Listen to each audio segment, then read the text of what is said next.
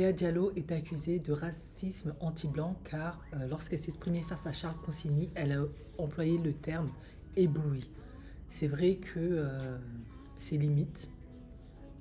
Aussi intelligente et riche en vocabulaire qu'elle, elle aurait pu utiliser des termes beaucoup plus précis et pertinents pour indiquer des whiteys, des toubabous, des blancs.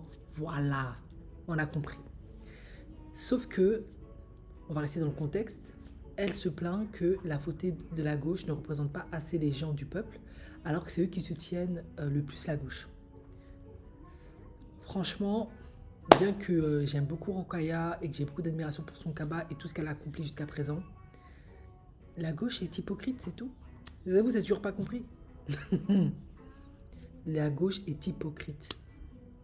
Ceux-là qui, pour moi, représentent la gauche, ce sont des bobos, la plupart du temps. C'est soi-disant la bien-pensante qui se soucie du peuple, des gens, du prolétariat.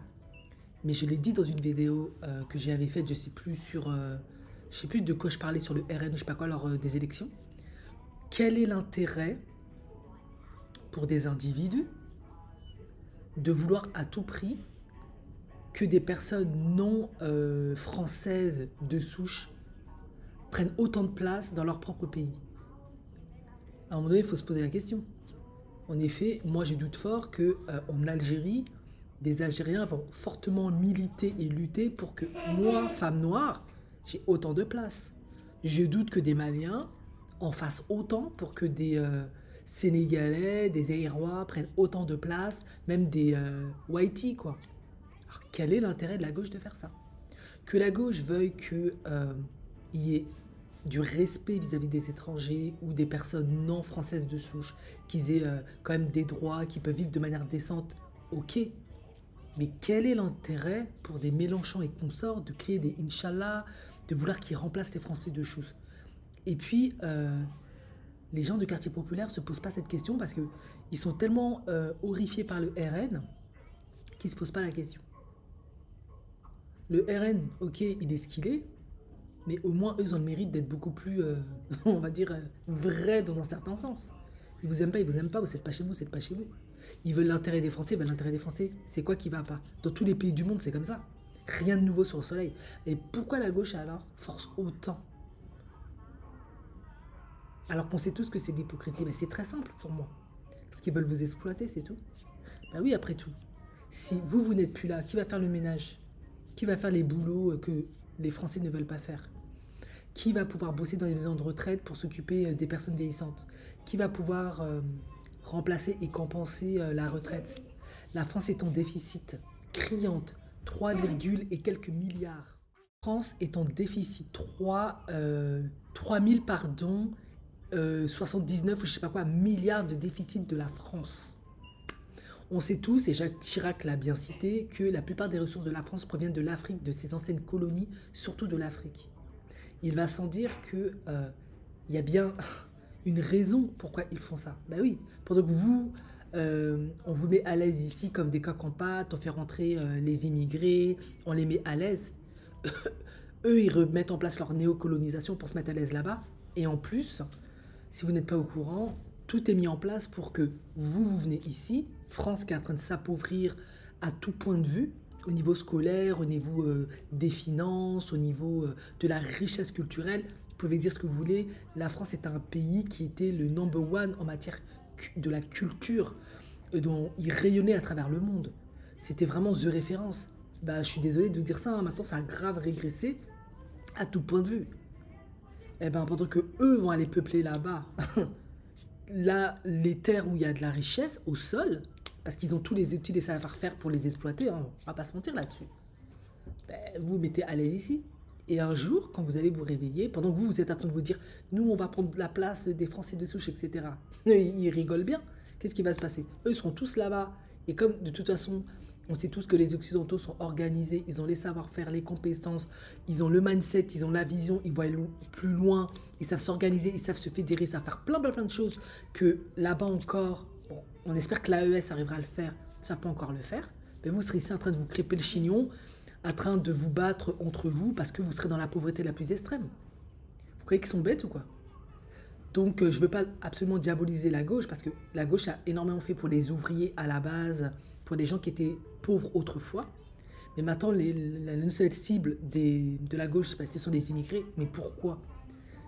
C'est parce que les gens de gauche ont plus, pour moi, dans tout ce système politique, c'est eux qui ont le plus d'intérêt à ce que les immigrés viennent ici, prennent pleinement leur place ici, acceptent de se faire exploiter, ne sortent pas des ghettos des banlieues.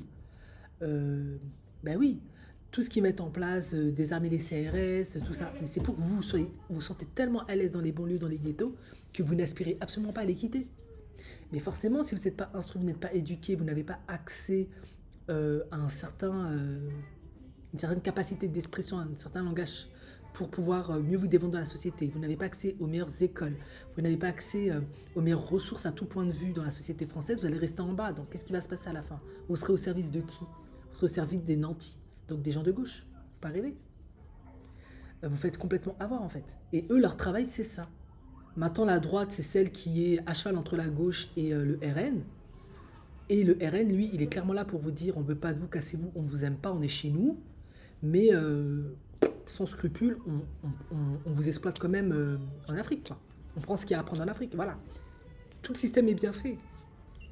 Et maintenant, pour revenir à ce que je disais, quand Rokhaya a dit ouais, mais il n'y a aucune personne noire, etc., qui est représentée, bah oui, parce que c'est pas le but.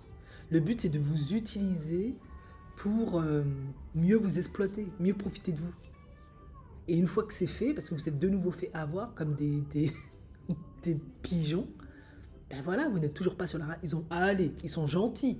Ils mettent une petite Rachel Keke de temps en temps, un petit Mamadou Diarra là-bas, une petite Karima Beta ou je sais pas quoi par là, histoire que voilà. Mais après, à la fin, on s'en fout de vous en fait. Il ne s'agit pas de vous. Il s'agit de la France et des intérêts de la France et des Whitey. C'est ça la vérité. Après, ils sont quand même pas tarés. Ils vont de temps en temps faire avancer une petite Rokhaya, une petite Absatou. Qui d'autre encore? On va mettre en avant un petit Omar Sy.